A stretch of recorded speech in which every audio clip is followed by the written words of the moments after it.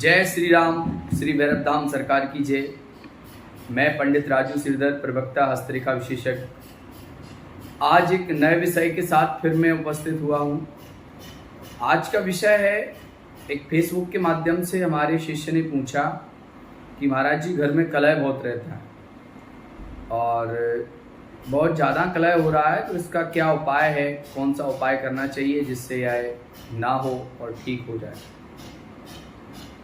तो प्रश्न तो ठीक है उनका, लेकिन मैं एक बात बता दूं कि मैं हस्तरेखा विश्लेषण करता हूं, कई सारे भक्त आते हैं, तो 90% मैंने देखा कि यही समस्या से लोग गुजर रहे हैं, ग्रह कलेश।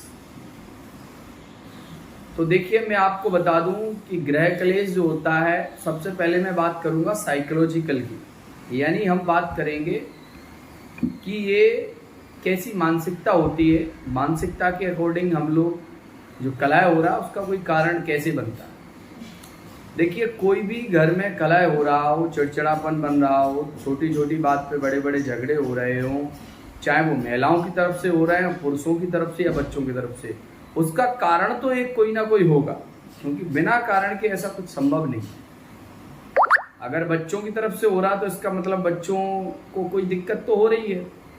पुरुषों की तरफ से हो रहा है तो पुरुषों को हो सकता है रोजगार की समस्या हो, ऑफिस में कोई लोग तंग कर रहे हों, या बॉस की तरफ से हो, मतलब कहीं ना कहीं उस पर कोई प्रेशर तो होगा। जब वो वही प्रेशर घर पे जाके उसके निकलता है तो कहीं ना कहीं लोड तो होता है दिमाग पे, तब दिमाग हमारा उल्टी सीधी हरकत करता है। अब चाहे वो महिलाओं की तरफ से झगड़ा हो रहा हो, तो महिलाओं का भी मैं बता दूं कि महिलाओं की तरफ से अगर हो रहा है तो महिलाओं को कोई ना कोई दिक्कत बनी होगी। हो सकता है घर में कोई चीज़ की आवश्यकता है वो ना प्राप्त हो पा रही हो सकता है उन्हें भ्रमण करना हो तो वो उनकी बात ना मानी जा रही हो, या उनकी छोटी छोटी ज़रूरतें पूरी नहीं की जा रही हो, उनके ऊपर ध्यान नहीं दिया जा रहा हो, या हो सकता है उनके साथ अभद्रता की जा रही हो। कई लोग होते हैं कि बाहर अपने गए, दारू पी के आ गए, लड़ाई झगड़े करने लगे, तो ये तो स्वाभाविक झगड़े हैं। इसमें देवता या कोई भी इष्ट या आपका भगवान क्या करेंगे बताओ। ये तो आपको समझना चाहिए, तो आपकी समझदारी है। तो ऐसे भी कई झगड़े हैं, तो इनमें देखिए कोई भी भभूति या कोई भी भगवान कुछ भी नहीं करेगा भैया कि आप दारू पी के लड़ें। तो ये क्या है, इसमें तो भगवान को बदनाम और उनकी प्रतिष्ठा में आज वो कलंक लगाना है, तो ऐसा ना करें। लीगल अगर कोई झगड़ा आपके यहाँ है और जिसका कोई कारण पता नहीं चल रहा है, हो सकता है, देखिए मैं बता दूं कि देवता की शक्ति या भभूति की शक्ति या किसी के आशीर्वाद की शक्ति कहाँ काम करेगी झगड़े में, केवल 3 जगह करेगी। कहाँ, या तो आपके घर में वास्तु के अनुसार कोई दिक्कत बनी हुई हो तो काम करेगी, या आपके ग्रह खराब चल रहे हो तो काम करेगी, या आप पर भूतबाधा हो तो काम करेगी। बाकी के आप सोचो कि आप खुद से सब कुछ जान मेल संघर्ष कर रहे हो, आप झगड़े का सब कुछ पता हो आपको, फिर भी झगड़े कर रहे हैं, तो इसमें क्या क्या समाधान दे सकता है? कोई नहीं दे पाएगा आपको। तो मैं आपको एक बात बता दूं, पहले तो आप उस झगड़े का सॉल्यूशन निकालिए कि आखिर ये झगड़ा हो क्यों रहा। झगड़े के 2-3 ही कारण होते हैं। महिलाओं की तरफ से होगा तो महिलाओं की छोटी छोटी आवश्यकताओं की पूर्ति नहीं हो रही होगी, या महिलाओं की बात को नकारा जा रहा होगा। दूसरी बात, अगर बच्चों की तरफ से हो रहा होगा तो बच्चों की भी आवश्यकताएं कहीं ना कहीं जो आवश्यकताएं हैं, मान लो पढ़ाई लिखाई से संबंधित हो, या कोचिंग से हो, या उन्हें कुछ मटेरियल्स चाहिए हो स्टडी से संबंधित, या कुछ भी, अगर वो टाइम पे नहीं देते हो तो बच्चे को कहीं ना कहीं थोड़ा बहुत चिड़चिड़ापन आने लगता है। तो या फिर व्यक्ति की तरफ से हो रही होगी, तो व्यक्ति का तो स्वाभाविक है कि 10 लोगों से दिन में मिलता है, कई लोग नेगेटिव ही होते हैं, पॉजिटिव होते हैं, किससे क्या विवाद हुआ, फसाद हुआ, ये सब, और ऑफिस का लोड, वर्क का लोड, ये सब रहता है, तो कहीं ना कहीं उनके अंदर भी ये सब चलता है। लेकिन यहाँ तक तो ठीक है, लेकिन कोई व्यक्ति अगर जानमेल कोई बुरा कर्म करता है और वो कहे कि महाराज जी मेरे घर में विवाद हो रहा है, अब आप कहीं ना कहीं बुरे कर्म कर रहे हैं, कहीं ना कहीं आपकी बुराइयां लोगों के बीच से आपके घर तक पहुंच रही हैं, तो समझ लीजिए झगड़े का यही कारण है। तो इन सब से थोड़ा सा पहले तो आप परहेज करें, पहले अपने आप को परखें, अपने झगड़े को स्वयं में पहचानें, उसके बाद ही आप किसी उपाय पे जाएं। अब ठीक है, अगर ये एक भी कारण आपके साथ नहीं है, बिना कारण के कोई झगड़ा हो रहा है, तो इसका कारण है या तो आपके घर में वास्तु दोष बना हुआ है, या फिर आप पर कोई तंत्र मंत्र किया हुआ है, या आपके नकारात्मक ग्रह प्रभाव दे रहे हैं। तो अगर ऐसी स्थिति है तो मैं आपको बता दूं, तो सबसे पहले तो झगड़े का एक सॉल्यूशन होता है कि कोशिश करो कि घर में शांति बनी रहे, और शांति बनाए रखने के लिए घर में पूजा पाठ का होना बहुत ही आवश्यक है। अब तामसिक प्रवृत्ति के लोग हैं कई, घर में अगर 4-5 लोग हैं, एक लोग बेचारा पूजा कर रहा है और बाकी के लोग नहीं कर रहा है, तो कहीं ना कहीं वो तो बेचारा वैसे भी डेमोलाइज हो जाएगा सबकी बातें सुन के। तो कोशिश करो कि उन जो 4 लोग बाकी बचे हैं, 5 लोगों में एक कर रहा है, उन लोगों को भी कैसे करके उनके अंदर भी थोड़ा बहुत आध्यात्म जगा दो, क्योंकि सब लोग जब पॉजिटिव होंगे तो स्वाभाविक है कि घर में पॉजिटिविटी रहेगी, और जहाँ पर सकारात्मक ऊर्जा का प्रवाह होता है वहाँ इस प्रकार की कोई समस्या नहीं होती है। अब मैं आपको बताऊं, इसका मैंने काफ़ी प्रयोग लोगों से करवाया और उन्होंने किया और उन्हें काफ़ी लाभ भी मिला।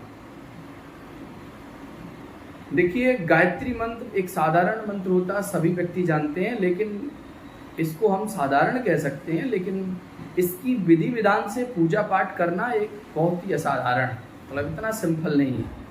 लेकिन फिर भी मैं आपको बता रहा हूँ बिल्कुल संक्षिप्त रूप में। यदि आपके यहाँ कला है तो कला को ख़त्म करने के लिए, लेकिन 3 प्रकार का कला खत्म होगा, मैं आपको बता दूँ। या तो आपके घर में वास्तु होगा, या आपके घर में तंत्र मंत्र होगा, या आपके यहाँ नकारात्मक ग्रहों का प्रभाव होगा, तो ही इस मंत्र से आपके यहाँ कलह खत्म होगा।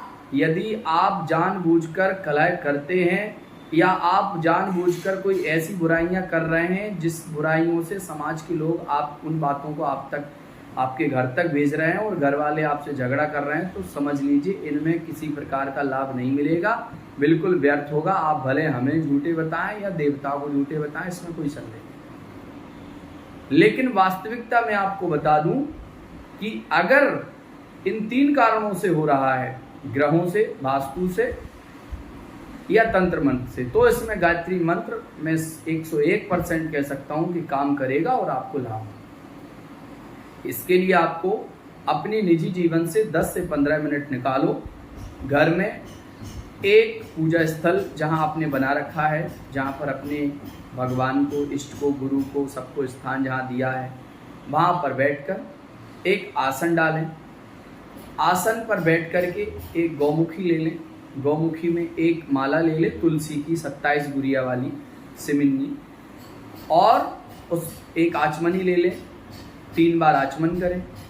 उसके बाद सुमिन्नी पर थोड़ा सा जल डालें माला पर, और उसके बाद श्री गणेश बोलें, अपने गुरु का ध्यान करें। उसके बाद आपको गायत्री महामंत्र जो ब्रह्म गायत्री है, ओम भूर्भुवः स्वः वाला, इसका आपको लयबद्ध तरीके से आराम आराम से एक माला करो, भले 27 करो, 51 करो, 108 करो, लेकिन जल्दी नहीं करना। क्या होता है, कभी कभी व्यक्ति जप करता है, मोह से करता है, लेकिन हृदय में कुछ और ही चलता है, तो उसका आपको परिणाम मिलने वाला नहीं है। आप कितना भी 1 सवा लाख, 1 सवा करोड़ कितना भी कर लो, कुछ भी नहीं होगा। आप जब भी किसी से जुड़े, मन से जुड़े, किसी भी इष्ट को माने, मन से माने, बाहरी आडंबर से बिल्कुल बचें। आप तो अंतःकरण से जुड़ जाइए। तो आप बढ़िया आसन पर बैठ के और मन से और वाणी से, दोनों से एक लयबद्ध तरीके से आपको गायत्री महामंत्र का गायन करना है, और इसका उच्चारण करते हुए धीरे धीरे धीरे धीरे 10 मिनट में आप 27 गुरिया कर सकते हैं। एक माला आप एक दिन करिए, कम से कम 2-3 दिन एक ही माला करिए, फिर 2 करिए, 3 करिए, 4 करिए, तो 108 हो जाएंगे। और अगर 108 की ही आपकी क्षमता है तो आप 108 भी कर लीजिए। अगर आप ऐसा करते हैं तो केवल 10 दिन के अंदर आपके घर में सकारात्मक ऊर्जा आ जाएगी। आपके यहाँ लड़ाई झगड़े बिल्कुल बंद हो जाएंगे। रोजगार से अगर समस्या होगी तो उसके भी साधन खुल जाएंगे। लोगों की तरफ से भी होगी तो उसमें भी आपको कहीं ना कहीं धीरे धीरे लाभ प्राप्त होने लगेगा। अब कभी कभी क्या होता है, व्यक्ति ये सोचते हैं मुझे जल्दी लाभ हो जाए, तो जल्दी लाभ किसी से नहीं होता है। इसके लिए कई सालें निकल जाती हैं लोगों को तपस्या करते करते, तब कहीं जाके उसे उस तपस्या का परिणाम मिलता है। वैसे ही आप कोई मंत्र कर रहे हैं तो उसको श्रद्धा भक्ति से करिए, पूरे आस्था विश्वास से करिए, आपको लाभ मिलेगा। आपके घर का कलह दूर होगा, वास्तु दूर हो जाएगा, नकारात्मक ऊर्जा जो बनी हुई वो भी खत्म होगी, तंत्र मंत्र खत्म होगा, ग्रहों से जो प्रभाव होगा वो भी खत्म होगा। तो आप गायत्री महामंत्र ब्रह्म गायत्री का जप अपने घर में करें। लेकिन सावधानी वाली बात भी सुन लीजिए, आपके घर में मांस मंद्रा का सेवन नहीं होना चाहिए बिल्कुल भी। और मांस मंद्रा वालों को तो मैंने पहले ही बता दिया कि जो लोग जानमेल कलह करवा रहे हैं उनको क्या कलह की शांति चाहिए, उनके यहाँ तो होने दो जी।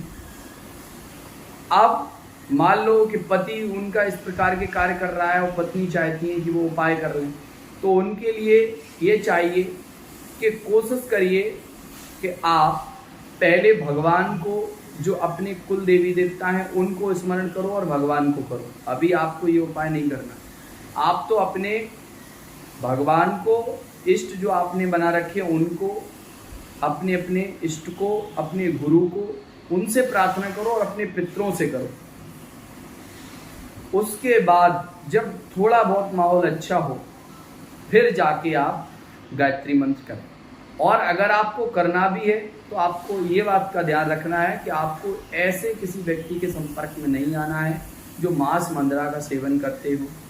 आप थोड़ा सा नियम करें, 1 दिन 2 दिन 4 दिन जितना अनुष्ठान हो सके उतना करें, आपको पूर्णतः लाभ होगा।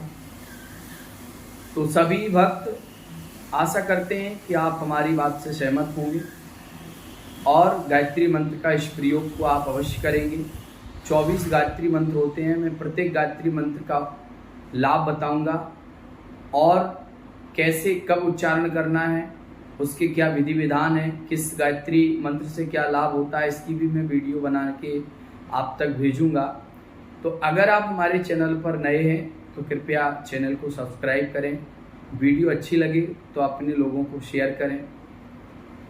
और यदि आपका कोई विषय है जिस पर आप जानकारी चाहते हैं तो हमें कमेंट बॉक्स में ज़रूर लिखकर बताएं, हम आपको जवाब देंगे वीडियो के माध्यम से।